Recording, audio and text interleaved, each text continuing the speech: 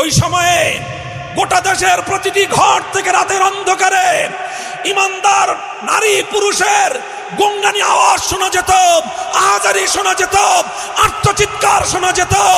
আল্লাহর কাছে তারা ফরিয়াদ করে বলতো, রব্বানা আখরিজনা মিন হাযিহিল ক্বরিয়াতিজ যালিমি আহলুহা ওয়াজআল লানা মিন লাদুনকা ওয়ালিয়্যান ওয়াজআল লানা মিন লাদুনকা নাসীরা।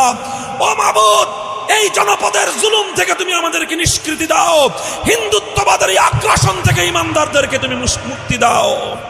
তুমি একজন নেতা পাঠাও, একজন রাহবার পাঠাও। গোটা বাংলার রাতের অন্ধকারে মুসলমানদের ঘরগুলোতে এই ফরিয়াদ উচ্চারিত হতো।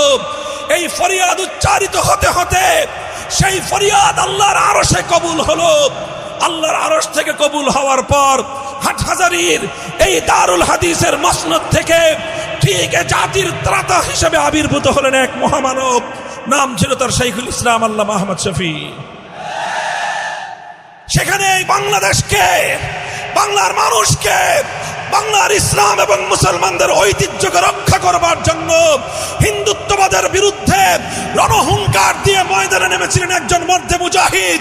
সেই মর্দে মুজাহিদের নাম আল্লামা জুনায়েদ বাবু নগরী।